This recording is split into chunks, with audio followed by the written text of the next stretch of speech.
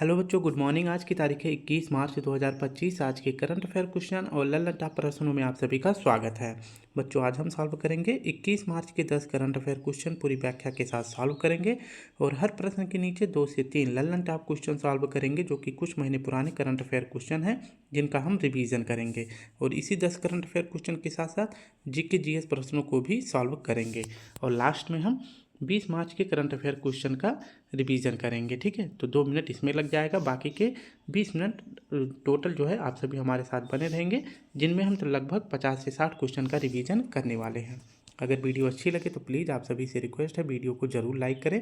पहला प्रश्न देखते हैं। पहला प्रश्न हमारा है, हाल ही में विश्व खुशहाली रैंकिंग 2025 में भारत को कौन सा स्थान मिला है? तो भारत को जो है विश्व खुशहाली रैंकिंग 2025 में 118वां स्थान मिला है। ऑप्शन डी हमारा सही हो जाएगा। इसकी अगर व्याख्या देखें तो वर्ल्ड हैप्पीनेस रैंकिंग 2025 अगर पूछे किसके द्वारा जारी किया गया है, तो यह रिपोर्ट जारी किया गया है UN sustainable development solution network के द्वारा यह रिपोर्ट जारी किया गया है। और इसमें पूछे कि वर्ल्ड हैप्पीनेस इंडेक्स में अगर पूछे पहला स्थान किसका है, तो पिछले 8 वर्षों से जो है पहले स्थान पर कौन बना हुआ है? फिनलैंड बना हुआ है। दूसरा स्थान किसका है, तो दूसरा स्थान डेनमार्क का है। अंतिम स्थान अगर पूछे कि इस लिस्ट में किसका है, तो अफगानिस्तान का है, यानी कि सबसे कम खुश कहाँ के लोग हैं? अफगानिस्तान के। और वहीं अगर पूछे कि भारत की रैंक क्या है, तो वर्ल्ड हैप्पीनेस रैंकिंग में 147 देशों में से भारत की रैंक है 118। बुरी बात यह है कि पाकिस्तान की कंडीशन हमसे अच्छी है। अभी अभी जो है आईसीसी चैंपियंस ट्रॉफी जो है पाकिस्तान हारा है, उसके बावजूद जो है इसकी कंडीशन जो है हमसे अच्छी है, यानी कि यह वर्ल्ड हैप्पीनेस रैंकिंग में 109वें नंबर पर है। नेपाल जो है 92वें नंबर पर है। तो इसमें जो है पहला याद रखना है और भारत का याद रखना है। इसके बाद हो सकता है पाकिस्तान का पूछे, लेकिन ज़रूरी नहीं है। पहला, दूसरा और अंतिम स्थान और भारत का याद रखना है। ठीक है। नेक्स्ट अगर बात कर लेते हैं कि वर्ल्ड हैप्पीनेस इंडेक्स में 2024 में भारत की रैंक क्या थी, तो कुछ सुधार हुआ है। इसमें जो है 126वां स्थान है। और वहीं अगर नेक्स्ट बात करें कि 20 मार्च को ही विश्व खुशहाली दिवस के साथ साथ जो है विश्व गौरैया दिवस भी मनाया जाता है। नेक्स्ट हमारा प्रश्न है, हाल ही में भारतीय वायुसेना ने कौन सी पहली स्वदेशी एंटी रेडिएशन मिसाइल का सफल परीक्षण किया है? तो रुद्रम का सफल परीक्षण किया है। हाल ही में प्रोजेक्ट परी किसने लॉन्च किया है? तो यह संस्कृति मंत्रालय के द्वारा लॉन्च किया गया है। जो यूनेस्को की 2024 में बैठक हुई थी, 2024 में बैठक हुई थी, ये कहाँ पर हुई थी? तो ये हमारे न्यू दिल्ली में हुई थी। तो यहाँ पर बहुत सारे दोस्त मतलब देशों के लोग आए थे, तो उनको जो है भारत की संस्कृति कल्चर को दिखाने के लिए प्रोजेक्ट परी शुरू किया गया था। वहीं बात करें कि यूनेस्को विश्व धरोहर की बैठक 2025 में कहाँ होगा, तो यह सोफिया में होगा। सोफिया स्थान अगर पूछे किस देश में है, तो यह बुल्गारिया में है। कहाँ है? बुल्गारिया में। हाल ही में आरबीआई सर्वेक्षण के अनुसार वित्त वर्ष 2023-24 में भारत में धन प्रेषण का शीर्ष स्रोत कौन सा था? यानी कि 2023-24 में सबसे ज़्यादा धन प्रेषण यानी रेमिटेंस हमें किस देश से प्राप्त हुआ है? तो इस मामले में पहला स्थान हो जाता है यूएसए का, दूसरा स्थान पूछे तो यूएई का है। तो पहला ऑप्शन बी हमारा सही हो जाएगा। आरबीआई के द्वारा एक रिपोर्ट जारी करी जाती है धन प्रेषण के ऊपर। ठीक है, तो धन प्रेषण जिसे रेमिटांस भी कहा जाता है, यानी कि इसका मतलब क्या होता है, मान लीजिए कहाँ हम विदेश में रह रहे हैं और जो है मान लीजिए कि हम जो है अपना पैसा जो है कहाँ भेजना चाहते हैं, भारत में भेजना चाहते हैं। ठीक है, तो मान लीजिए हमारे घर का कोई मेंबर मान लीजिए बाहर जाके समोसा खाता है, तो मेरे पास फ़ोन करता है कि भाई जो है मुझे पैसे चाहिए। तो जो मैं पैसे जो है जब मैं यहाँ भेजता हूँ, तो उसी को जो है क्या कहा जाता है? धन प्रेषण कहा जाता है, यानी रेमिटांस कहा जाता है। तो इस मामले में जो है यह रिपोर्ट जारी करी गई है। तो 2023-24 में सर्वाधिक धन प्रेषण प्राप्तकर्ता, यानी कि हमें सबसे ज़्यादा धन प्रेषण प्राप्तकर्ता किस देश से हुआ है? तो यूएसए से हुआ है। तो हमारे 100% का अकेले 27% जो है कहाँ से धन प्रेषण हुआ है? यूएसए से हुआ है। और दूसरा नंबर है इसमें किसका है? तो दूसरा नंबर है यूएई से। तो सबसे ज़्यादा हमें धन प्रेषण यूएसए से प्राप्त होता है और दूसरे नंबर पर यूएई से प्राप्त होता है। यह रिपोर्ट है 2023-24 की। नेक्स्ट अगर बात करें कि यूएसए की राजधानी का क्या नाम है? वाशिंगटन डीसी है। और यह किस नदी के किनारे स्थित है? तो पोटामैक नदी के किनारे स्थित है। यूएसए के अगर पूछे कि 47 नंबर के राष्ट्रपति कौन है? डोनाल्ड ट्रंप है। और 50वें नंबर के अगर पूछे उपराष्ट्रपति कौन है? तो जेडी वेंस है। और वहीं एफबीआई के अध्यक्ष अगर पूछे कौन बनाए गए हैं, तो काश पटेल बनाए गए हैं। हाल में वर्ष 2024 के सर्वश्रेष्ठ कृषि राज्य का पुरस्कार के लिए किसे चुना गया है? तो महाराष्ट्र को चुना गया है। हाल ही में पोलरिस डाउन मिशन लॉन्च करने की घोषणा किसने करी है? तो यह मिशन शुरू किया गया है स्पेस एक्स के द्वारा। और इस मिशन के द्वारा क्या किया जाएगा? तो अंतरिक्ष में यानी स्पेस में यात्रा कराया जाएगा। तीसरा प्रश्न हमारा है, हाल ही में चर्चा में रहे रामनाथ गोयनका पुरस्कार का संबंध किससे है? तो रामनाथ गोयनका पुरस्कार का संबंध अगर पूछे किस क्षेत्र से है, तो यह पत्रकारिता के क्षेत्र से संबंधित है। ऑप्शन ए हमारा सही हो जाएगा। इसकी अगर व्याख्या देखें तो रामनाथ गोयनका पुरस्कार 2025 अगर यह पूछे कि यह पुरस्कार किस क्षेत्र में दिया जाता है, तो पत्रकारिता के क्षेत्र में प्रदान किया जाता है। इसकी पहली बार शुरुआत कब करी जाती है? तो 2005 में इसकी शुरुआत करी जाती है। और इस बार अगर पूछे यह किस क्रम का प्रदान किया गया है, तो 19वें क्रम का प्रदान किया गया है। यह 20 श्रेणी में जो है 27 अवार्ड दिए गए हैं। 20 श्रेणी में कितने अवार्ड दिए गए हैं? तो 27 अवार्ड दिए गए हैं। और यह अवार्ड अगर पूछे किसने प्रदान किया है, तो राष्ट्रपति द्रौपदी मुर्मू जी ने प्रदान किया है। और इस अवार्ड की अगर पूछे इनामी राशि कितनी है, तो इसकी इनामी राशि है 1 लाख रुपए। हमें सिर्फ एक ही याद रखना है, इसमें याद रखना है कि 20 श्रेणी में 27 अवार्ड दिया गया है। और अगर पूछे कि हिंदी भाषा में किसको दिया गया है, यानी कि हिंदी के पत्रकारिता के लिए किसको दिया गया है, तो मृदुलिका झा जी को दिया गया है। और यह किसके लिए दिया गया है? तो डंकी मार्क कवरेज के लिए, यानी कि जो हरियाणा के लोग हैं, हरियाणा के लोग जो है किस प्रकार से यूएसए में जाके मतलब असंवैधानिक रूप से यानी कि जाके यहाँ पे कैसे बसे हैं, यानी कि कैसे कार्य कर रहे हैं, तो कैसे इलीगल तौर पे जो है जाकर यूएसए में बसे हैं, इस मामले में जो है रिपोर्ट जारी की गई है। इसके लिए जो है रामनाथ गोयनका पुरस्कार किसको मिला है हिंदी भाषा में? तो मृदुलिका झा को मिला है। ठीक है, तो डंकी मार्क कवरेज के लिए। ठीक है, तो इतना आपको याद रखना है। नेक्स्ट बात करते हैं कि पुलित्जर पुरस्कार किस क्षेत्र में दिया जाता है? पत्रकारिता के क्षेत्र में दिया जाता है। नेक्स्ट अगर बात करें कि चमेली पुरस्कार, यह भी पत्रकारिता से संबंधित है। गौरी लंकेश पुरस्कार यह किससे संबंधित है? तो यह भी पत्रकारिता से ही संबंधित है। ग्रैमी अवार्ड किससे संबंधित है? तो म्यूजिक से संबंधित है। एमी अवार्ड जो है टेलीविजन से संबंधित है। और प्रित्जकर अवार्ड अगर पूछे किस क्षेत्र में दिया जाता है, तो वास्तुकला के क्षेत्र में दिया जाता है। हाल ही में गिग वर्कर्स विधेयक लाने वाला देश का दूसरा राज्य कौन सा है? यानी कि जो डिलीवरी बॉय है उनकी सुरक्षा के लिए जो बिल लाया जाता है उसको जो है गिग वर्कर्स विधेयक कहा जाता है। और दूसरा राज्य पूछ रहा है तो कर्नाटक है। पहला पूछे कौन सा है, तो राजस्थान है। हाल में भारत का पहला टूरिज्म इंडेक्स म्यूचुअल फंड किसने लॉन्च किया है? तो टाटा एसेट ने लॉन्च किया है। हाल ही में $1 ट्रिलियन की अर्थव्यवस्था बनाने के लिए महाटेक स्थापित करने की घोषणा किसने करी है? तो ऐसा किया गया है महाराष्ट्र के द्वारा। ठीक है, महाटेक महाराष्ट्र, ऐसे याद करेंगे तो याद हो जाएगा। इसकी अगर व्याख्या देखें तो महाराष्ट्र के अगर पूछे सीएम कौन बने हैं, तो देवेंद्र फडणवीस यहाँ के सीएम हैं। इनके द्वारा जो है महाराष्ट्र की जो अर्थव्यवस्था है इसको कितना पहुंचाना है, तो $1 ट्रिलियन तक जो है इसका टारगेट रखा गया है। और $1 ट्रिलियन तक पहुंचाने के लिए इन्होंने एक संगठन बनाया है, उस संगठन का नाम रखा गया है महाटेक। ठीक है, तो इस महाटेक का उद्देश्य क्या है?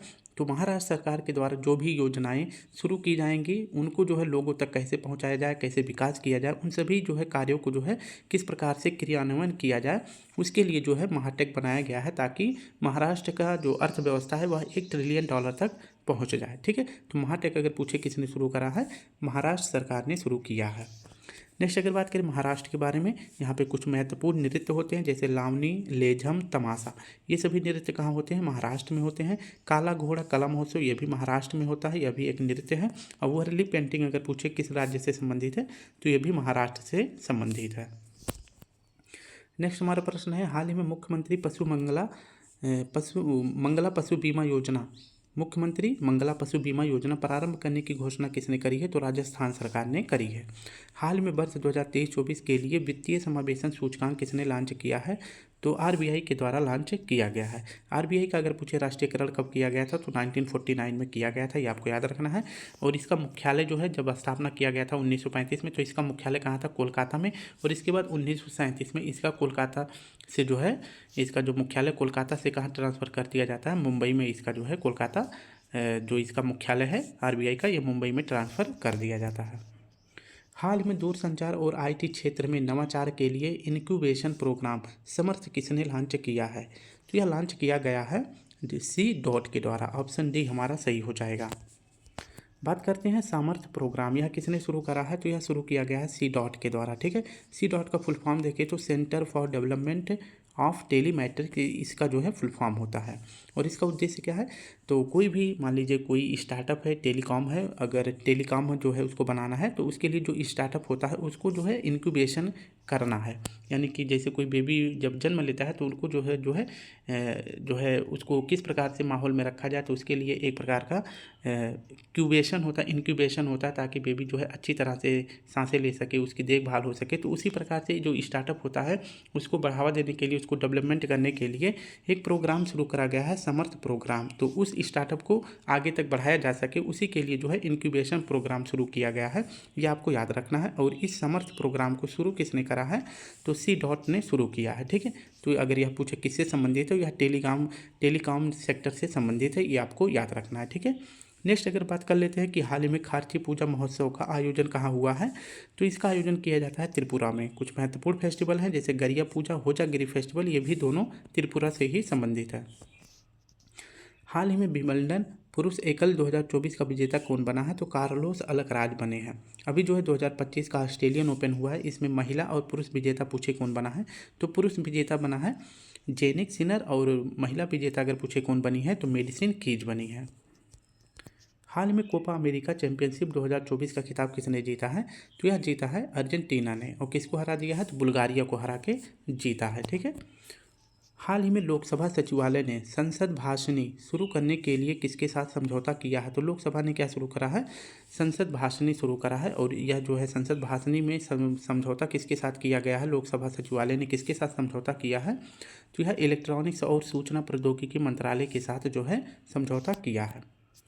बात करते हैं संसद भाषणी, यह क्या है, यह विविध भाषाओं का इसमें प्रयोग किया जाएगा, यानी कि लोकल लैंग्वेज का इसमें प्रयोग किया जाएगा। जो भी अंग्रेजी में बोलेगा, अगर मान लीजिए कोई गांव से कोई संसद गया है तो उसको जो है अंग्रेजी समझ में नहीं आती है, तो उसका जो है उस अंग्रेजी को जो है उसके लोकल लैंग्वेज में ट्रांसलेट कर दिया जाएगा। तो उसी के लिए जो है संसद भाषणी शुरू किया गया है। तो इसको ट्रांसलेट करने के लिए इसमें AI की ज़रूरत पड़ेगी। और AI से संबंधित अगर पूछे कौन सा मंत्रालय कार्य करता है, तो इलेक्ट्रॉनिक और सूचना प्रौद्योगिकी मंत्रालय जो है कार्य करता है। और वहीं पूछे कि संसद भाषणी किसने शुरू किया है, तो यह लोकसभा सचिवालय ने शुरू किया है। और लोकसभा सचिवालय ने इसके साथ समझौता किसके साथ किया है, तो समझौता किया है इलेक्ट्रॉनिक और सूचना प्रौद्योगिकी मंत्रालय यानी MeitY के साथ जो है समझौता किया है। वहीं पूछे कि इलेक्ट्रॉनिक और सूचना प्रौद्योगिकी मंत्रालय के मंत्री कौन है, तो अश्विनी वैष्णव जी इसके वर्तमान में मंत्री हैं, ठीक है। तो संसद भाषण किसने शुरू करा है, लोकसभा सचिवालय ने शुरू किया है। वहीं अगर बात कर लेते हैं कि लोकसभा के महासचिव कौन है, तो उत्पल कुमार सिंह है। कौन है, उत्पल कुमार सिंह है, ये आपको याद रखना है, कौन है, उत्पल कुमार सिंह है। लेकिन वही पूछे कि लोकसभा के अध्यक्ष कौन है, तो ओम बिरला जी हैं। प्रोटेम स्पीकर पूछे कौन है, तो भर्तृहरि मेहताब जी हैं। लोकसभा का उल्लेख अगर पूछे अनुच्छेद किस में किया गया है, तो अनुच्छेद 81 में किया गया है। लोकसभा की पहली बैठक कब हुई थी, तो 13 मई 1952 को हुआ था। इसके पहले अध्यक्ष कौन बनाए गए थे, तो गणेश वासुदेव मालवंकर जी बनाई गई थी। और पहली महिला अध्यक्ष कौन बनाई गई थी, तो मीरा कुमार जी बनाई गई थी। 18वीं वर्तमान में जो 2024 की लोकसभा चल रही है, यह किस क्रम की चल रही है, तो 18वें क्रम की चल रही है। और 18वीं लोकसभा के प्रोटेम स्पीकर कौन बनाए गए हैं, भर्तृहरि मेहताब जी बनाए गए हैं। और वहीं पूछे कि लोकसभा के स्पीकर यानी अध्यक्ष कौन है, तो ओम बिरला जी हैं। नेक्स्ट हमारा प्रश्न है, हमारा संविधान हमारा सम्मान का तीसरा क्षेत्रीय आयोजन कहाँ हुआ है, तो अभी तक जो है इसके 3 कार्यक्रम हो चुके हैं। तीसरा वाला गुवाहाटी में, दूसरा वाला प्रयागराज में, पहला वाला बीकानेर में हुआ है। हाल ही में 45वां अंतरिक्ष अनुसंधान समिति जिसे कास्पर कहते हैं का वैश्विक सम्मेलन कहाँ प्रारंभ हुआ है, तो दक्षिण कोरिया में हुआ है। दक्षिण कोरिया की जो स्पेस एजेंसी अभी हाल ही में इसका उद्घाटन किया गया है, इसका क्या नाम है, तो इसका नाम है कासा। सातवां प्रश्न हमारा है, हाल ही में पारसी नववर्ष नवरोज मनाया गया है, इसे यूनेस्को की सांस्कृतिक विरासत सूची में कब शामिल किया गया था, तो यह शामिल किया गया था 2016 में, ठीक है। तो इसके बारे में पूरी अध्ययन देखें तो नवरोज क्या है, तो यह नया वर्ष है, यानी कि नया दिन मनाया जाता है इस दिन। और यह नवरोज अगर पूछे किसका समुदाय है, मतलब किसका वर्ष है, तो यह नव वर्ष है। किस समुदाय का, तो पारसी समुदाय का है। तो पारसी समुदाय का नव वर्ष अगर पूछे कौन सा है, तो नवरोज है, ये आपको याद रखना है। और इस नवरोज की शुरुआत अगर पूछे किसने करा है, तो पैगंबर रोस्टर ने करा है। किसने, पैगंबर जोरास्टर ने किया है, ये आपको याद रखना है, ठीक है। और इसको जो है नवरोज को अगर पूछे यूनेस्को की अमूर्त धरोहर में कब शामिल किया गया था, तो 2016 में शामिल किया गया था। वहीं अगर पूछे कि भारत में कुल अमूर्त धरोहर कितने हैं, तो कुल 15 शामिल हैं यूनेस्को में। और पूछे कि 15वां यानी कि नवीनतम कौन सा है, तो गरबा नृत्य है। और गरबा नृत्य अगर पूछे किस राज्य का है, तो यह गुजरात का है। कुंभ को अगर पूछे कब शामिल किया गया था तो 2017 में शामिल किया गया था। कालबेलिया अगर पूछे नृत्य किस राज्य का है तो यह राजस्थान का है और इसे कब शामिल किया गया था तो इसे 2010 में शामिल किया गया था। यहूदी समुदाय का अगर पूछे नव वर्ष कौन सा है तो रोश हसना है, ये आपको याद रखना। मलयालम का नव वर्ष अगर पूछे कौन सा है, बीशु है। और बीशु अगर पूछे कहाँ मनाया जाता है तो केरल में मनाया जाता है। हाल ही में आईसीसी का वार्षिक सम्मेलन कहाँ प्रारंभ हुआ है तो यह कोलंबो श्रीलंका में प्रारंभ हुआ है। और आईसीसी का मुख्यालय अगर पूछे कहाँ है तो यह दुबई में है। कहाँ? दुबई में है। और वर्तमान में अगर पूछे आईसीसी के अध्यक्ष कौन है तो जय शाह जी हैं और ये सबसे युवा आईसीसी के अध्यक्ष बनाए गए हैं। हाल ही में संयुक्त राष्ट्र जल सम्मेलन का 53वां सदस्य कौन बना है? कोटे डी आइवर बना है। कोटे डी आइवर अगर पूछे किस महाद्वीप का देश है तो यह जो है अफ्रीका महाद्वीप का देश है। नेक्स्ट हमारा प्रश्न है 8वां। हाल ही में गंभीर रूप से लुप्तप्राय किलीफिश की नई प्रजाति गोंगोनी वन में खोजी गई है। यह गोंगोनी वन कहाँ पाया जाता है तो यह पाया जाता है केन्या में। ठीक है, तो अभी जो है इसके बारे में पूरी जानकारी देखेंगे तो आपको समझ में आ जाएगा। किलीफिश एक मछली की नई प्रजाति खोजी गई है और यह जो है लुप्त हो चुका था, यानी कि लुप्त प्राय गंभीर रूप से था। और इसे जो है किस में शामिल किया गया था तो IUCN की रेड डाटा बुक में इसे शामिल किया गया था। और रेड डाटा बुक में वही चीज़ें शामिल करी जाती हैं जो गंभीर रूप से लुप्त प्राय होने वाली होती हैं या लुप्त प्राय हो जाती हैं। तो अभी जो है किलीफिश की नई खोज करी गई है और इसकी खोज अगर पूछे कहाँ हुई है तो गंगोनी वन में हुई है। और गंगोनी वन पूछे अगर कहाँ पाया जाता है तो यह केन्या में पाया जाता है। IUCN की स्थापना अगर पूछे कब किया जाता है तो इसका फुल फॉर्म होता है international union conservation of nature और इसकी स्थापना 1948 में होता है। और इसका मुख्यालय पूछे कहाँ है? ग्लैंड, स्विट्जरलैंड में इसका मुख्यालय है। केन्या की राजधानी कहाँ है तो केन्या की राजधानी है नैरोबी। और UNEP यानी यूनाइटेड नेशन एनवायरनमेंट प्रोग्राम का मुख्यालय पूछे कहाँ है? नैरोबी में है। और इसकी स्थापना कब होती है? 5 जून 1972 को इसकी स्थापना होती है। और वहीं अगर पूछे जनजाति जो है मसाई जनजाति, ये इसका निवास स्थान पूछे कहाँ है तो इसका निवास स्थान नैरोबी केन्या में, मतलब इसका केन्या में अस्थायी निवास है। हाल ही में गांधी मंडेला पुरस्कार 2020 से किसे सम्मानित किया गया है तो रिगोबर्टा मेंचू को सम्मानित किया गया है। और भारत का पहला चिकित्सा संस्थागत संग्रहालय कहाँ स्थापित होगा तो यह चंडीगढ़ में स्थापित होगा। हाल ही में व्यक्तिगत वित्त प्रबंधन के लिए PB मनी किसने लॉन्च किया है तो PB मनी जो है P फॉर पैसा हो जाएगा, तो पैसा बाजार ने शुरू किया है। ठीक है, तो अगर आप सभी के पास, अगर किसी भी व्यक्ति के पास बहुत सारे पैसे हैं तो उसको जो है PB मनी के साथ जो है जो PB मनी लॉन्च किया गया है पैसा बाजार के द्वारा, तो अगर आप सभी के पास बहुत सारे पैसे हैं तो उस पैसे का कहाँ मैनेजमेंट करना है, उसको किस बिजनेस में लगाना है, तो बहुत सारे आप सभी के लिए रास्ते बताया जाएगा PB मनी के ऐप के माध्यम से। ठीक है, और ऐसा क्यों किया गया? क्योंकि व्यक्तिगत वित्त प्रबंधन के लिए किया गया है, यानी कि आप सभी अपने पैसे का सही उपयोग कहाँ कर सकते हैं उसके लिए किया गया है। ठीक है, तो निवेश की इसमें सलाह देगा और आपके पैसे की भी बचत होगी, तो इसके लिए शुरू किया गया है PB मनी। और किसने शुरू करा है तो पैसा बाजार ने शुरू किया है। हाल ही में अगर पूछे कि IOC यानी IOC इंटरनेशनल ओलंपिक कमेटी के द्वारा प्रतिष्ठित ओलंपिक ऑर्डर से सम्मानित होने वाले पहले भारतीय कौन है तो अभिनव बिंद्रा जी हैं। और इन्होंने भारत के लिए व्यक्तिगत गोल्ड कप जीता था तो 2008 के ओलंपिक में जीता था। और यह ओलंपिक कहाँ हुआ था तो बीजिंग, चीन में हुआ था। हाल ही में दुनिया की पहली मिस AI का ताज किसने जीता है तो केंजा लिली ने जीता है, ये आपको याद रखना है। और यह पूछे केंजा लिली कहाँ की AI है तो यह मैक्सिको की है। ठीक है, मैक्सिको देश की है। नेक्स्ट अगर बात करें कि मिस यूनिवर्स 2024 का खिताब किसने जीता है तो विक्टोरिया केजर ने जीता है। और ये कहाँ की पहली महिला है जो मिस यूनिवर्स बनी है तो ये डेनमार्क की हैं। हाल ही में राष्ट्रपति भवन के प्रतिष्ठित दरबार हॉल का नाम बदल के क्या किया गया है तो गणतंत्र मंडप इसका नाम किया गया है। हाल ही में सुप्रीम कोर्ट ने 10वां प्रश्न मारा है। हाल ही में सुप्रीम कोर्ट ने किस मामले के तहत विकास के अधिकार को मान्यता दी है? पहली बार जो है विकास के अधिकार को मान्यता दे दी गई है, किसके द्वारा? सुप्रीम कोर्ट के द्वारा। ठीक है, और यह केस किस पर आधारित है तो यह ओरेबिले फाउंडेशन बनाम नवरोज केसरफ 2025 का जो है यह मामला है। और इसमें जो है पहली बार जो है पर्यावरण के मुद्दे को ध्यान में ना रख के विकास के कार्य को जो है महत्व दिया गया है, मान्यता दे दी गई है सुप्रीम कोर्ट के द्वारा। तो यह केस आपको याद रखना है, ऑप्शन बी हमारा सही हो जाएगा।